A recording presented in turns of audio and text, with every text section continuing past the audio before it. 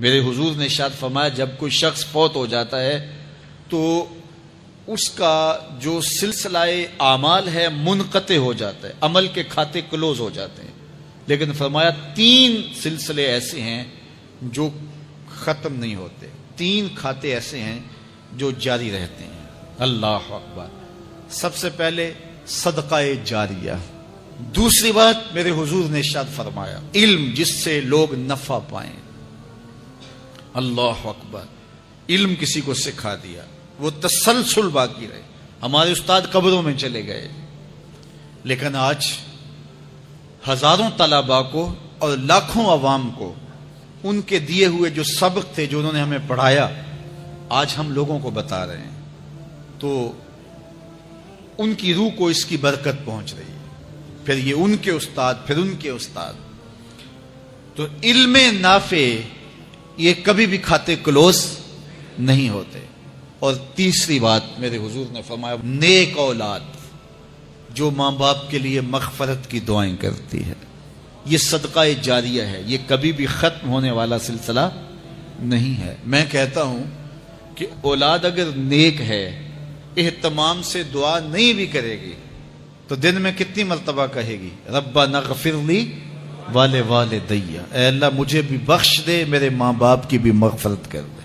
ایک شخص کے 5 بیٹے ہیں، 4 بیٹیاں ہیں، 3 بیٹے ہیں، 4 بیٹیاں ہیں، تو اب سارے نمازی ہیں، تو روزانہ 5 نمازوں میں کتنی مرتبہ ربنا اغفر لی والدی۔ تو اولاد والدین کے لیے اسپیشل دعا کرتی ہے جو ہے وہ نماز کے اندر، اور اگر اولاد صالح نہیں ہے تو نماز کے اندر دعا کرنا تو دور کی بات ہے، چونکہ وہ نماز نہیں پڑھتی، صالح نہیں ہے، تو دعا کیا کرنی ہے۔ ایسی اولادوں کو بھی میں جانتا ہوں جنہوں نے اپنی سکی ماں کا جنازہ نہیں پڑھا، سکے باپ کا جنازہ نہیں پڑھا۔ ویسے ایک ایسے بد نصیب کو میں جانتا ہوں جس نے واقعتاً نہیں پڑھا، آیا ہی نہیں، قبرستان میں بھی نہیں آیا، لیکن بہت سارے ایسے لوگوں کو میں جانتا ہوں جو قبرستان میں آئے ہیں لیکن اپنے باپ کا، اپنی ماں کا جنازہ نہیں پڑھا، جنازگاہ میں کھڑے رہے، جنازہ نہیں پڑھا۔ آپ سوچتے ہوں گے کوئی ایسا بد نصیب بھی ہو سکتا ہے؟ میں کہتا ہوں ایسے بد نصیب لوگوں کو آپ بھی جانتے ہیں۔ یہ کون بد نصیب ہیں؟ جنہیں جنازہ آتا نہیں، ساری زندگی لوگوں کے جنازوں میں رسمن کھڑے ہو کے آ جاتے ہیں۔ جنازہ آتا ہو تو کچھ پڑھے، جاتے ہیں ہر جنازے میں ہیں لیکن نماز جنازہ ہی نہیں آتی، تو کھڑے ہو کے لوگوں کو دیکھ کر کے سلام پھیر دیا، لوگوں کو دیکھ کر کے ہاتھ چھوڑ دیے، اور جو ہے وہ جنازہ پڑھنے گئے تھے۔ اور جب اپنے ماں باپ فوت ہو جاتے ہیں تو کیا سارے کام چھوڑ کے جنازہ سیکھتے ہیں کہ ساری زندگی لوگوں سے فراڈ کیا، دھوکہ کیا، آج اپنی سکی ماں کو دھوکہ تو نہ دوں، آج اپنے سکے باپ سے تو فراڈ نہ کروں۔ ساری زندگی جو لوگوں سے فراڈ کرتا رہا، پھر ایک دن اپنی سکی ماں سے بھی فراڈ کیا، اپنے سکے باپ سے بھی فراڈ کیا۔ اور مجھے بتاؤ شخص سے بڑا کوئی بدبخت ہو سکتا ہے کہ جو اپنی سکی ماں سے فراڈ کرے اور وہ بھی مرنے کے بعد، سکے باپ سے فراڈ کرے، اس کی لاش پڑی ہوئی ہو اور وہ اس سے فراڈ اور دھوکہ کر رہا ہو؟ اگر اس کے اندر ضمیر ہو تو ڈوب کے مر جاتا کہ میں اپنی ماں سے فراڈ کر رہا ہوں اور اپنے باپ سے فراڈ کر رہا ہوں۔ تو یہ کتنی بڑی بد نصیبی ہے کسی اولاد کی اور کسی ماں باپ کی بھی کہ اس کی اولاد بھی اس کے لیے جنازہ پڑھنے کی صلاحیت نہیں رکھتی ہے۔ اور وہ کتنے خوش نصیب ماں باپ ہیں جن کا جنازہ خود اولاد پڑھاتی ہے۔ اتنی صلاحیت اور اس قدر اللہ نے ان کو خیر کی توفیق دی ہے کہ وہ خود اس قابل ہے اور اس منصب پہ ہے کہ وہ اپنے ماں باپ کا خود جنازہ پڑھائے۔ کوئی جنازہ پڑھائے بڑی برکت ہے، لیکن جس خلوص سے بیٹا دعا کر سکتا ہے کوئی اور تو نہیں کر سکتا ہے۔ تو اپنی اولادوں کو نماز جنازہ سکھاؤ، اپنی اولادوں کو دین سکھاؤ، یہ عادی بن جائیں نماز کے، تاکہ بعد از انتقال دعاؤں کے سلسلے جاری رہیں۔ جو شخص روزانہ اپنے والدین کے لیے مغفرت کی دعا مانگے، والدین زندہ ہوں تب بھی، فوت ہو گئے ہوں تب بھی، علماء فرماتے ہیں ساری زندگی اس کے رزق میں بے برکتی نہیں آ سکتی۔ تو اپنے ماں باپ کو خوش رکھیے گا اگر زندہ ہیں تو، اور اگر فوت ہو گئے ہیں تو ان کے لیے دعاؤں کا سلسلہ کبھی بھی موقوف نہ ہونے دیجیے گا۔ 5 گانا نمازوں میں تو دعا چلتی ہی رہتی ہے، اس کے علاوہ بھی دعا مانگے۔ اللہ آپ کو، مجھے، سب کو اپنی رحمتوں کے سائے میں رکھے، ہم سب کے ماں باپ کی مغفرت فرمائے۔ حضور نے فرمایا کہ میں قرآن مجید کی ایک ایسی آیت جانتا ہوں، اگر تمہیں معلوم ہو جائے، لوگ اس کو تھام لیں، اس کو پکڑ لیں، تو ان کے لیے وہ آیت کافی ہے۔ ایک آیت قرآن کی جو میں جانتا ہوں، اگر لوگ اس کو تھام لیں، اس پہ عمل پیرا ہو جائیں، اس کو روحوں میں اتار لیں، اس کو اپنے عمل کا حصہ بنا لیں، اس پر یقین و اذعان کا جہاں آباد کر لیں، تو فرمایا کہ وہ ایک آیت ہی ان کی پوری زندگی کے لیے کافی ہے۔ اللہ اکبر۔ اور وہ آیت کیا ہے؟ حضور نے بتائی، وہ آیت یہ ہے، وَمَن يَتَّقِ اللَّهَ يَجْعَل لَّهُ مَخْرَجًا وَيَرْزُقْهُ مِنْ حَيْثُ لَا يَحْتَسِبُ، کہ جو اللہ سے ڈرتا ہے اللہ اس کے لیے راستے کھول دیتا ہے اور اس کو وہاں سے رزق دیتا ہے جہاں سے اسے گمان بھی نہ ہو۔ ہم ایک دفعہ ایک سفر پہ تھے تو ہماری گاڑی کا پیٹرول ختم ہو گیا، تو اتفاق سے ہمارے پاس کوئی رقم نہیں تھی کہ جس سے ہم پیٹرول ڈلوا سکیں، تو میں نے اپنے ساتھی سے کہا کہ یہاں کوئی قریب ترین ساتھی ہو تو اس کا نمبر ہو تو اس کو فون کرو کہ ہمیں تھوڑی سی رقم بھیجے تاکہ ہم گاڑی میں پیٹرول ڈلوا لیں، اور اگر کوئی قریب یاد آ جائے تو ہم اتنا سفر کر سکتے ہیں، 1-8 کلومیٹر۔ تو اچانک ایک ساتھی یاد آ گیا کہ وہ یہ دوسری تیسری روڈ کے اوپر اس کا گھر ہے، تو ہم نے گاڑی ادھر موڑی، تو ابھی اس کے گھر نہیں پہنچے تھے، تو ایک آدمی ہمیں دیکھ کے تو حشاش بشاش ہو گیا، ابھی اس کے گھر نہیں پہنچے تو دیکھ کے تو حشاش بشاش ہو گیا، تو ملا، واقفیت بھی تھی، لیکن اتنی زیادہ اس سے جو ہے وہ شناسائی نہیں تھی۔ کسی اجتماع میں اس نے ہمیں بلایا تھا تو ملاقات ہوئی تھی وہاں، ہم بیان کر کے اس کے علاقے میں، تو وہ لاہور آیا ہوا تھا تو ہماری وہاں وہ ملاقات ہو گئی وہاں، تو وہ جلدی سے جیب میں ہاتھ ڈال کر کے تو کچھ رقم تھی اس کے پاس، اور میں پیش کر کے کہنے لگا کہ وہ 2-3 سال پرانی بات، کہتا وہ آپ ہمارے ایک جلسہ میں گئے تھے، ہم آپ کی کوئی خدمت کرنا چاہتے تھے لیکن آپ ہمیں پکڑا ہی نہیں دیے، تو یہ ہے آپ کا نذرانہ۔ تو ہوتا یہ ہے کہ اگر کوئی نذرانہ پیش کرے تو میں کہتا ہوں کہ نہیں کوئی مسئلہ نہیں، لیکن میں نے کہا ٹھیک ہے لے آؤ، کیونکہ تم خود نہیں آئے ہو، تمہیں کسی نے بھیجا ہے۔ وَيَرْزُقُهُ مِنْ حَيْثُ لَا يَحْتَسِبُ، میرے رب کا وعدہ ہے اگر تم اس پہ بھروسہ کرو تو پھر وہ تمہیں وہاں سے دے گا جہاں سے تمہیں گمان بھی نہیں ہوگا۔ یہ یہاں ٹول پلازا ہوتا تھا نا، یہاں یہ جو پنڈی بائی پاس کے باہر، ہم 3 دن کا مسلسل سفر کر کے آئے، تو جو رقم وغیرہ تھی تو وہ کہیں راستے میں ختم ہو گئی، جہاں جیب میں ہاتھ ڈالا تو ہمارے پاس وہ اتنے پیسے بھی نہیں تھے کہ وہ ٹول والے کو دے سکے، تو میں نے اپنے ڈرائیور کو کہا کہ تمہارے پاس کوئی ہے، تو وہ کہنے لگا جی میرے پاس بھی کوئی نہیں ہے، تو میں نے کہا چلو اس سے ادھار کر لیتے ہیں، اس کو ہم کہتے ہیں کہ ہم قریب ہی رہتے ہیں، ابھی جا کے آپ کو بھیج دیتے ہیں۔ تو ہمارے سے جو اگلی گاڑی تھی اس نے اس کو کہا کہ یہ جو پیچھے والے ہیں نا ان کا بھی کاٹ لو، اس نے ہمیں پہچان لیا، تو اس نے کہا کہ یہ جو پیچھے گاڑی آ رہی ہے نا اس کے بھی لے لو، تو اس نے پیچھے مڑ کے دیکھا تو اس نے کہا اچھا یہ وہ آ رہے، چلو تم بھی رہنے دو، تو اس نے کہا تم بھی جاؤ اور وہ بھی جائے۔ تو یہ ہم نے کئی مناظر زندگی میں دیکھے۔ تو اللہ کے محبوب فرماتے ہیں قرآن میں ایک ایسی آیت ہے اگر تمہیں پتہ چل جائے اور اس پہ تمہارا عمل ہو جائے، وہ تمہیں وہاں سے رزق دے گا جہاں سے تمہیں گمان بھی نہیں ہوگا۔ اللہ اکبر۔ بہت سارے واقعات زندگی میں ایسے رونما ہوتے ہیں، یہ اچانک 2 باتیں میرے ذہن میں آ گئی تو میں نے آپ کے سامنے رکھ دی تاکہ اس سے یقین میں پختگی ہوتی ہے، بالخصوص جو مبلغین ہیں ان کے لیے خاص طور پہ یہ باتیں ہیں، بس اس پہ توکل رکھ کے چلتے رہیں، پھر دیکھنا کہ اللہ تمہارے لیے کیسے اسباب مہیا کرتا ہے۔ حضرت معاذ بن جبل رضی اللہ تعالیٰ عنہ فرماتے ہیں حضور نے ہم سے 10 باتوں کا عہد لیا۔ پہلی وہی چیز کہ اللہ کے ساتھ کسی کو شریک نہ ٹھہرانا، اگرچہ تجھے جلا دیا جائے، اور تجھے قتل کر دیا جائے۔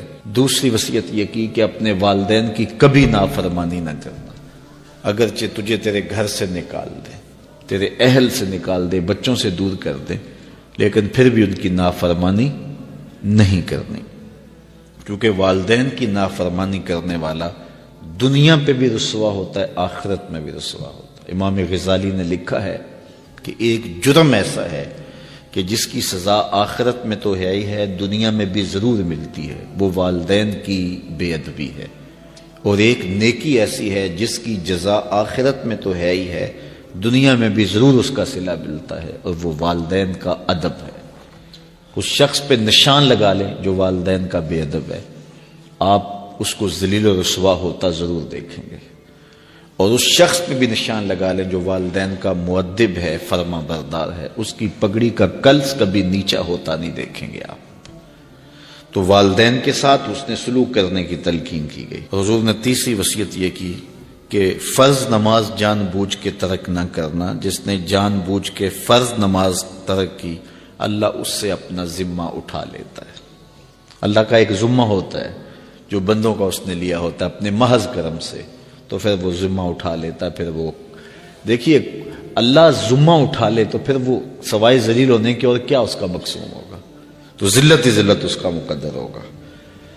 اللہ اکبر۔ آج ہم کہتے ہیں پوری دنیا کے اوپر کہ مسلمان کیوں ذلیل اور کیوں رسوا ہو رہے ہیں، 5-7% مسلمان جو ہے وہ نمازی ہیں، تو پھر جب یہ حالات ہوں گے تو پھر اللہ اپنا ذمہ اٹھا لے گا۔ جب وہ اپنا ذمہ اٹھا لے گا تو پھر ہمیں جو مرضی توڑے، جو مرضی مارے، پھر اس کا ذمہ ہی اٹھ گیا، تو وہ ذمہ ہم سے اٹھا لیتا ہے اگر ہم اس کے حضور سجدہ ریزیاں نہیں کرتے۔ اور یہ بھی حضور نے وصیت کی کہ کبھی شراب نہیں پینی، اس لیے کہ ہر بے حیائی کی جڑ ہے، اور فرمایا معصیت سے، گناہ سے بچنا، اگر کوئی گناہ کرتا ہے تو پھر اللہ تعالیٰ اس سے ناراض ہو جاتا ہے۔ چھٹی بات حضور نے یہ ارشاد فرمائی کہ جب جنگ میں کھڑے ہو تو پھر پیٹھ دکھا کے بھاگنا نہیں ہے، اگرچہ لوگ کٹ کٹ کے گر رہے ہوں تو میں صلی اللہ العافیہ، اللہ سے عافیت مانگو، یعنی اللہ سے مانگو عافیت، بیماری نہ مانگو، آزمائش نہ مانگو، مشکل نہ مانگو،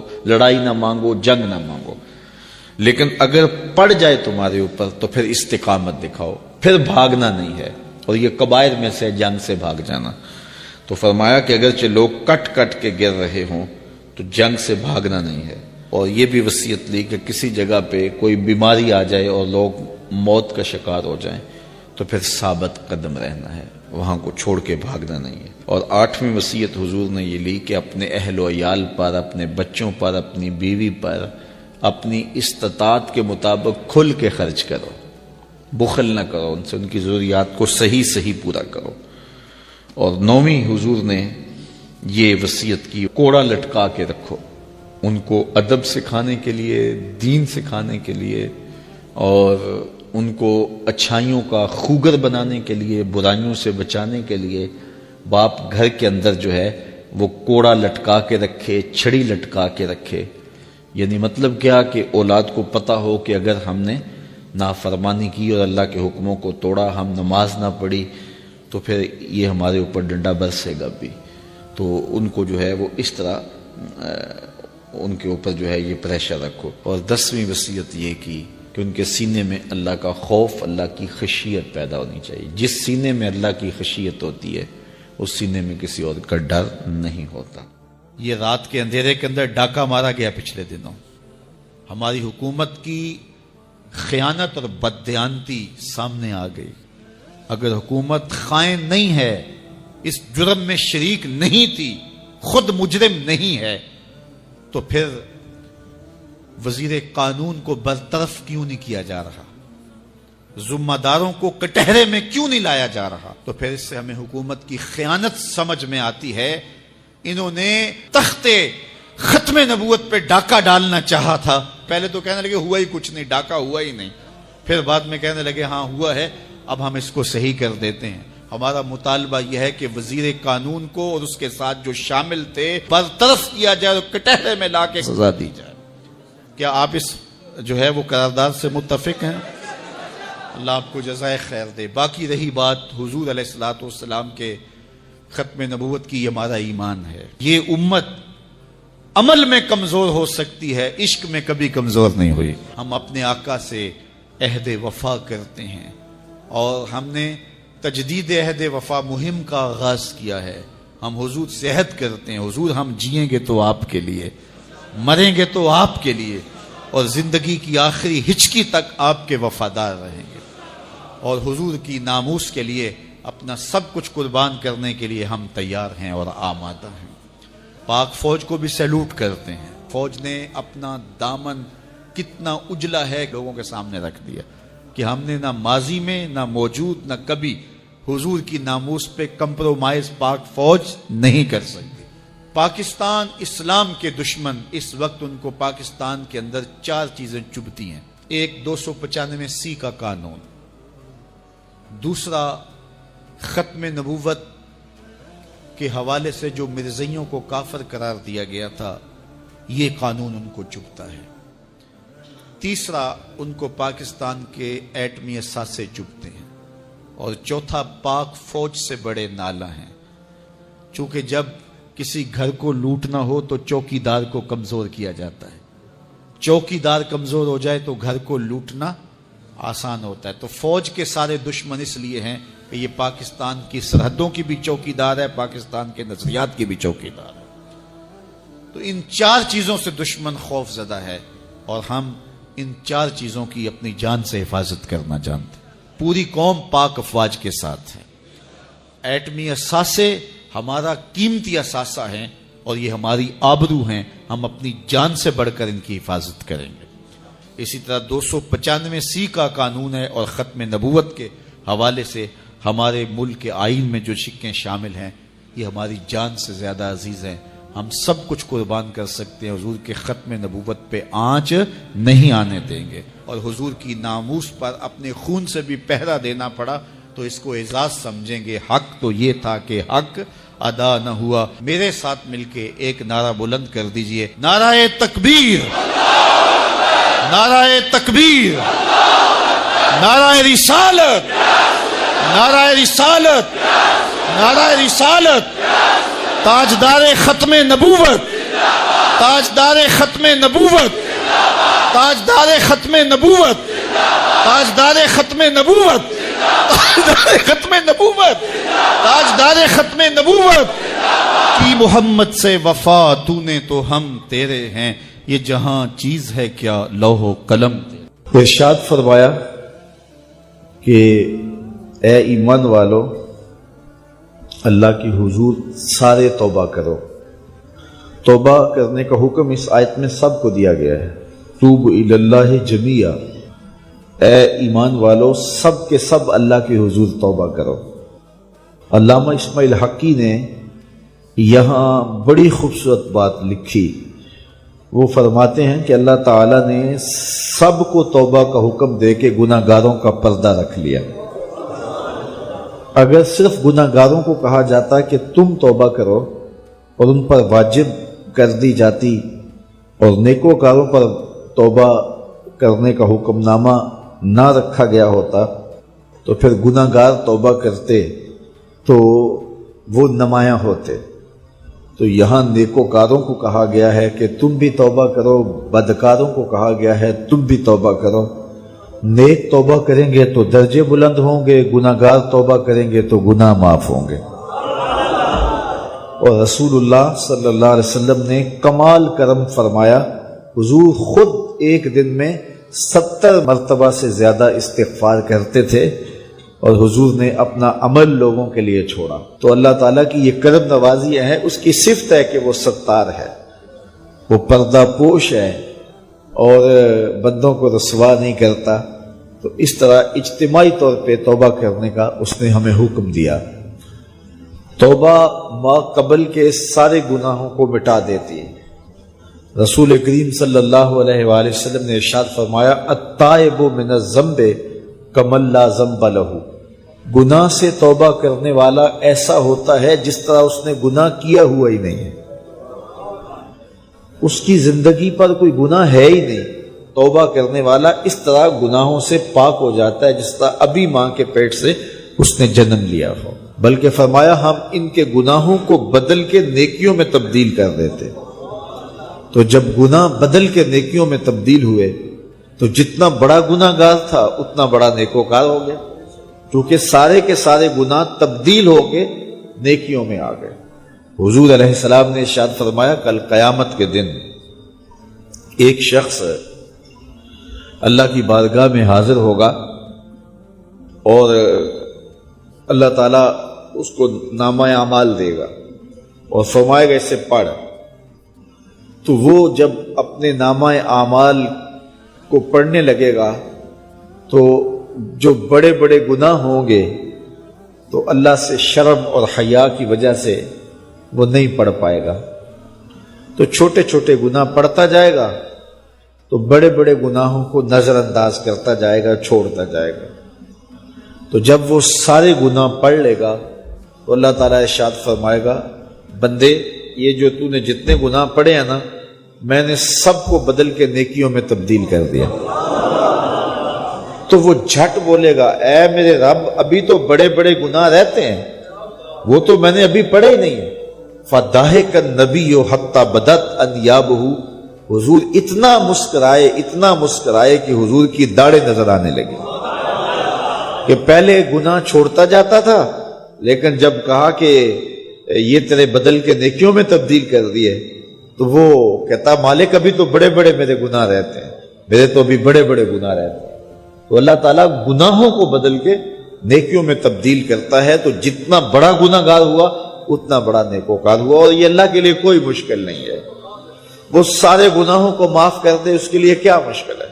اگر سمندروں کی جھاگ سے بھی زیادہ گناہ ہے رب کہتا ہے میری چوکھٹ پہ آؤ تو صحیح، دامن پھیلاؤ تو صحیح، میری دہلیز پہ آؤ تو صحیح، میں تمہارے سارے گناہ معاف کر دوں بلکہ بدل کے نیکیوں میں تبدیل کر دوں. حضرت عمر کا زمانہ ہے، آپ جانتے ہاتھ میں کوڑا رکھتے تھے. تو آپ جا رہے تھے، ایک شرابی تھا ہاتھ میں، اس نے بوتل شراب کی پکڑی تھی، گلی کا موڑ کاٹا اس نے تو آگے حضرت عمر نظر آئے. حضرت عمر تو موقع پہ سزا دیتے تھے، ہاتھ میں درا پکڑا ہے تو اس نے دل ہی دل میں کہا مالک عمر کے قہر سے بچا لے، پکی توبہ کرتا ہوں آج کے بعد شراب نہیں پیوں گا.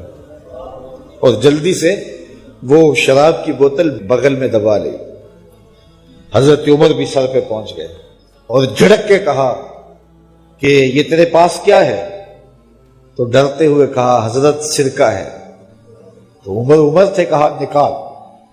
تو جب نکالا تو واقعی سرکہ ہو گیا تھا. جو رب شراب کو سرکے میں بدلنے پہ قادر ہے وہ رب گناہوں کو نیکیوں میں بدلنے پہ بھی قادر ہے. تو اس کے در پہ کوئی آئے تو صحیح، جھولی پھیلائے تو صحیح. ہم تو مائل بکرم ہیں کوئی سائل ہی نہیں، راہ دکھلائیں کسے راہ روے منزل ہی نہیں. کوئی اس کی دہلیز پہ تو آئے، اس کی چوکھٹ پہ تو آئے. تو مجھے بتائیے یہ وقت بھی ہم نے دیکھنا تھا، یہ لمحے بھی ہمارے اوپر آنے تھے اور یہ گھڑیاں بھی ہم نے دیکھنی تھی. بد نصیبی کی کہانیاں یہ ہیں ہم اپنے آقا و مولا کی ختم نبوت پہ بھی سودا کرنے جا رہے ہیں. اپنی ناپاک حکومتیں بچانے کے لیے ہم اس پہ بھی سودا کرنے جا رہے ہیں. اور اگر یہ گردش کرتی ہوئی خبریں سچ ہیں تو مجھے بتاؤ پھر باقی بچا کیا ہے، پھر باقی رہ کیا گیا ہے. ہمارا اساسی اور بنیادی عقیدہ ہے حضور کے ختم نبوت کا، اور شاید حکمران بھول جاتے ہیں اقتدار کی کرسی پہ جھولتے ہوئے، اور وہ اس ماحول کے اندر دیکھنے کے عادی ہوتے ہیں، لیکن انہیں یہ یاد نہیں ہے، انہیں یہ بھول گیا ہے یہ امت عمل میں کمزور ہو سکتی ہے، عشق میں کبھی کمزور نہیں ہوئی. اس امت کی تاریخ بڑی تابناک ہے، بڑی روشن ہے اور بڑی دل آویز ہے. تو یہ شاید بھول جاتے ہیں ہم حضور کے نام پہ اپنا سب کچھ کٹوا کر کے پھر بھی سمجھتے ہیں حق تو یہ تھا کہ حق ادا نہ ہوا. کروں تیرے نام پہ جاں فدا، نہ بس ایک جاں دو جہاں فدا. اللہ اکبر، دو جہاں سے بھی نہیں جی بھرا، کیا کروں کروڑوں جہاں نہیں. ابھی تو کربلا کی کہانیاں ہمارے لبوں پر ہے. ان حالات کے اندر حکومت اگر یہ غلطی کرنے جا رہی ہے تو فی الفور اتنے لوگوں کا مطالبہ، میں آپ سب لوگوں کی تائید کے ساتھ یہ کہتا ہوں کہ آپ ہاتھ کھڑے کر کے یہ مطالبہ کریں کہ یہ اقدام اگر کیا ہے تو وہ فوراً واپس کیا جائے، اور اگر یہ واپس نہیں کریں گے تو پھر حکومت جو ہے وہ اللہ کے انتقام کے لیے تیار ہو جائے، اور یہ عوام جو ہے وہ اللہ کی سپاہی بن کے میدان میں کھڑی ہوگی انشاءاللہ۔ وہ وقت دور نہیں ہے، کی محمد سے وفا تو نے تو ہم تیرے ہیں، یہ جہاں چیز ہے کیا لوح و قلم تیرے ہیں۔ اقبال کہتا ہے حضور سے وفا کرو، پھر قلم بھی تمہارا ہے، پھر تختی بھی تمہاری ہے، پھر تمہاری تقدیر کے فیصلے واشنگٹن میں نہیں ہوں گے، پھر جو تم چاہو گے وہ لکھا جائے گا، خدا بندے سے خود پوچھے گا بتا تیری رضا کیا ہے۔ حضور نے ارشاد فرمایا مجھے 5 ایسی چیزیں دی گئیں جو میرے سے علاوہ کسی اور کو نہیں دی گئی۔ پہلی چیز، جب حضور کسی سے جہاد کے لیے نکلتے، مقابلے کے لیے نکلتے، تو 1 مہینے کی مسافت پہ ہوتے تو دشمن پہ رعب پیدا ہو جاتا، تو یہ حضور کو شان دی گئی۔ دوسری چیز، میرے لیے پوری روئے زمین مسجد بنائی گئی ہے اور پاک کرنے والی بنائی گئی ہے۔ یہ کسی نبی کی شان نہیں تھی، معبد میں جانا پڑتا ہے عبادت کے لیے، لیکن حضور نے اس صحن کائنات میں قدم رکھا، دھرتی پاک کر دی گئی۔ اب جہاں بھی کھڑے ہو کے نماز پڑھ لو، پوری زمین ہمارے لیے مسجد بنا دی گئی۔ تیسری چیز، اس امت کے لیے یہ خصوصیت ہے کہ مال غنیمت اس امت کے لیے حلال کیا گیا، اور چوتھی چیز، مجھے شفاعت کا حق دیا گیا۔ قیامت کے دن اللہ تعالیٰ جل شانہ اپنے محبوب علیہ السلام کو شفاعت کا اذن دیں گے اور حضور شفاعت کریں گے، اور جب شفاعت کا دامن کھولیں گے تو بڑے بڑے گناہ گار اس دامن میں چھپ جائیں گے۔ اعلی حضرت بولے پیش حق مجدہ شفاعت کا سناتے جائیں گے، آپ روتے جائیں گے ہم کو ہنساتے جائیں گے، وسعتیں دی ہیں خدا نے دامن محبوب کو، جرم کھلتے جائیں گے اور وہ چھپاتے جائیں گے۔ اور 5ویں چیز، اللہ نے مجھے خاتم النبیین بنایا ہے، میرے بعد نبوت کا سلسلہ ختم کر دیا گیا۔ تو یہ وہ خوبیاں ہیں جو مجھے عطا کی گئی ہیں، حضور نے فرمایا میرے علاوہ کسی اور کو نہیں عطا کی۔ فرمایا کہ میں اللہ کے ہاں خاتم النبیین لکھا ہوا ہوں، رب نے لکھا ہوا ہے کہ میں آخری نبی ہوں، میں خاتم النبیین ہوں۔ یہ کب سے لکھا ہے؟ اللہ اکبر، حضور علیہ الصلوۃ والسلام کی ولادت کے وقت لکھا، 40 سال کے ہوئے تب لکھا، یا پھر جب حضور کا وصال ہوا تب لکھا کہ اب آپ کے پاس کوئی نبی نہیں آئے گا؟ کب لکھا؟ جب آدم علیہ الصلوۃ والسلام کا خمیر تیار کیا جا رہا تھا، ان کے لیے مٹی گوندی جا رہی تھی، میں اس وقت سے پہلے بھی خاتم النبیین لکھا ہوا۔ فرمایا میں پہلی باتیں تم کو سناؤں، دعوت ابراہیم، میں ابراہیم کی دعا ہوں اور حضرت عیسیٰ کی بشارت ہوں۔ انجیل برنباس کے اندر ہے کہ جب حضرت عیسیٰ نے کہا کہ لوگوں میرے بعد جو آنے والا ہے اس کا نام احمد ہوگا، تو بشارت دے رہے ہیں کھڑے ہو کے، تو ایک حواری نے کہا، 12 حواری تھے آپ کے، ایک حواری نے کہا جس کے قصیدے آپ بھی پڑھ رہے ہیں کیا وہ آپ سے بھی افضل ہوگا؟ تو سنو حضرت عیسیٰ نے کیا جواب دیا، تمہیں ٹھنڈ پڑ جائے گی۔ حضرت عیسیٰ علیہ السلام نے کہا افضل ہونے کی بات پوچھتے ہو، وہ تو اتنی عظمتوں کا حامل ہے، اگر اس کے نالین کے تسمے کھولنے کی سعادت ابن مریم کو مل جائے تو یہ بھی مقدر کی بات ہے، وہ اتنی فضیلتوں کا حامل ہے۔ اگر اس کے نالین کے تسمے کھولنے کی سعادت مجھے مل جائے تو میں مقدر والا سمجھوں گا اپنے آپ کو، اتنی عظمتوں کا حامل ہوگا۔ اللہ اکبر، کہا میں وہ ہوں، حضور بیان فرما رہے ہیں۔ اللہ اکبر، یار جب حسن خود ناز پہ آ جائے تو پھر تو اس کے انداز تکلم نرالے ہوں گے نا۔ تو کہا میں ابراہیم کی دعا ہوں، میں عیسیٰ کی بشارت ہوں۔ اگلی بات حضور نے کیا ارشاد فرمائی، جب میری ماں نے مجھے جنم دیا تھا تو میری ماں نے ایک خواب دیکھا تھا، فرمایا میں اس خواب کی تعبیر ہوں، اور فرمایا اللہ کے ہاں میں اس وقت بھی خاتم النبیین لکھا ہوا تھا جب حضرت آدم کا خمیر ابھی تیار ہو رہا تھا۔ تو سب سے پہلے حضور ہیں، آئے سب سے آخر میں ہیں، یعنی حضور تخلیق میں اول ہیں، ظہور میں آخر ہیں۔ اور میاں صاحب بولے نور محمد اس ویلے دا آدم اجے نہ ہویا، نور محمد اس ویلے دا آدم اجے نہ ہویا، اول آخر دوویں پاسے اوہ مل کھلویا، اول آخر دوویں پاسے اوہ مل کھلویا۔ اور اقبال کہتا ہے نگاہ عشق و مستی میں وہی اول وہی آخر، وہی قرآن، وہی فرقان، وہی یاسین، وہی طٰہٰ۔ تو اول بھی وہ ہیں آخر بھی، تو اصل وجود آمدی از نخست، اول آخر دوویں پاسے اوہ مل کلویا۔